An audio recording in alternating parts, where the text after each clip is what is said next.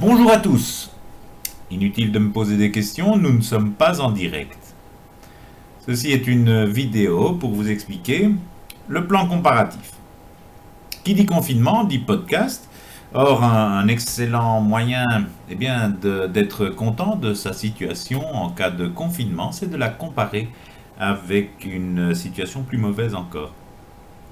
Ainsi, finalement, le confinement n'est pas si pénible quand on le compare à, je ne sais pas, un rêve d'arriver à l'école en pantoufles ou d'avoir oublié sa carte d'identité à l'aéroport ou avoir oublié son devoir de français en entrant dans la classe de français.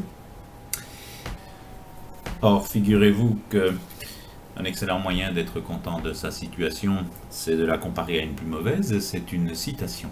Une citation de Franklin.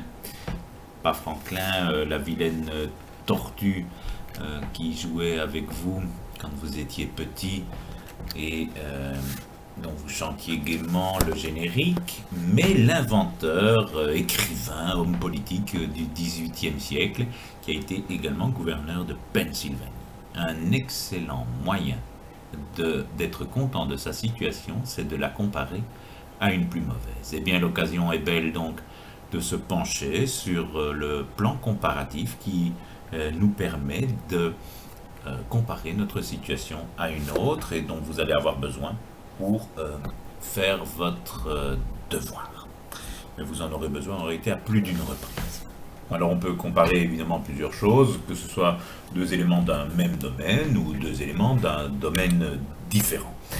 Ainsi par exemple un enseignant comparé à un coach sportif, voilà, c'est le même domaine, même si parfois on peut se poser des questions entre un enseignant et un prof de gym. Non, c'est méchant ça. Alors bien sûr on peut comparer beaucoup de choses, que ce soit des éléments d'un même domaine ou des éléments de domaines différents. Ainsi, par exemple, un professeur, un enseignant, comparé à un coach sportif, ma foi, c'est le même domaine avec un apprentissage. Par contre, si on compare un enseignant avec un peintre, eh bien, nous sommes face à des domaines complètement différents. Or, on pourrait imaginer que si on écrit un texte comparatif, eh bien, je consacrerai une grande partie pour l'enseignant, une grande partie pour le coach sportif. Pas du tout, c'est la mauvaise solution, ce n'est pas ça qu'il faut faire, car en réalité comparer, c'est amener deux éléments, c'est trouver des points communs, et c'est également trouver des différences. Et c'est cela, c'est examiner, je vais dire, les rapports de ressemblance et de différence entre chaque élément, qui apparaît comme important. Ainsi, Ryan Gosling et moi, nous sommes tout à fait comparables, même si cela ne saute pas aux yeux. On peut trouver des points communs et des différences entre lui et moi. Le plan comparatif est un plan comparable au plan dialectique que nous avons déjà vu. Il s'organisait comme suit. D'un côté, les avantages. Une transition permettait de passer aux inconvénients. C'est un plan dialectique simplifié en cas de synthèse. Je rappelle qu'on pouvait commencer par les inconvénients et finir par les avantages, c'est cela. Eh bien, le plan comparatif s'organise de la même façon. On va présenter les points communs. Une transition va permettre de passer aux différences. Quel ordre choisir? Exactement selon le même principe, on ne va pas laisser faire le hasard, on ne va pas nécessairement commencer par les points communs. Il y a une sorte de règle, comme pour un repas, on commence par ce qui est le moins évident. On commence par l'aliment qu'on aime le moins dans un repas. Au risque d'ailleurs de se voir resservir. Oh, tu as tout mangé, eh bien je vais te remettre des chicons cuits. C'est le même principe ici, on va commencer par ce qui est évident. Si les points communs sautent aux yeux, on va commencer par ceci. Par contre, si ce sont les différences qui sont plus évidentes, eh bien on commencera par les différences pour finir par surprendre avec les points communs. Ainsi, par exemple, si on traite le même domaine de comparaison, on aura tendance à présenter en premier les points communs. À l'inverse, si on prend des domaines différents, on aura tendance à présenter en premier les différences. Et on finit par les points communs qui sont moins évidents. Alors, il ne faut pas imaginer que le plan comparatif sort en un clin d'œil et qu'on peut, plume en main, se mettre à écrire comme si de rien n'était. Non, pondre un texte comparatif ne se fait pas en un clin d'œil, il faut se baser sur une structure précise, et cette structure se base évidemment sur des critères précis.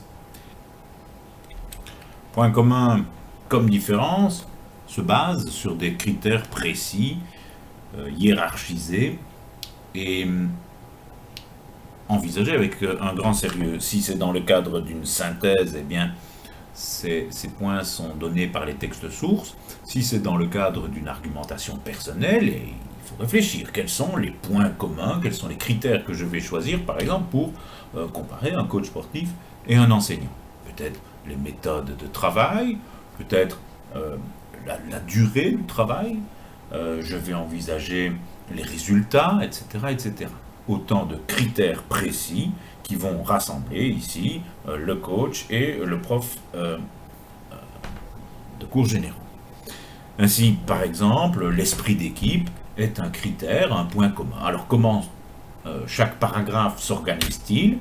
De cette façon, on commence bien sûr par une balise qui sépare le paragraphe. On énonce clairement le critère, l'esprit d'équipe, mais sous forme de phrase. Il faut un verbe au moment où on l'énonce. On explique ce critère, on explique par exemple ce qu'est l'esprit d'équipe dans notre cas.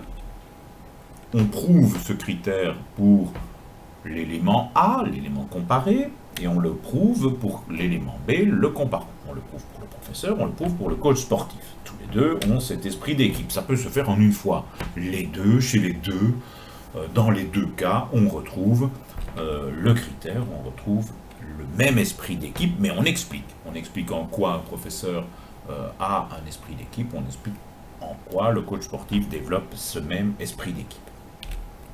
Les différences fonctionnent plus ou moins de la même façon, on recherche des critères toujours de comparaison intéressants, et ils varient selon les domaines qu'on compare.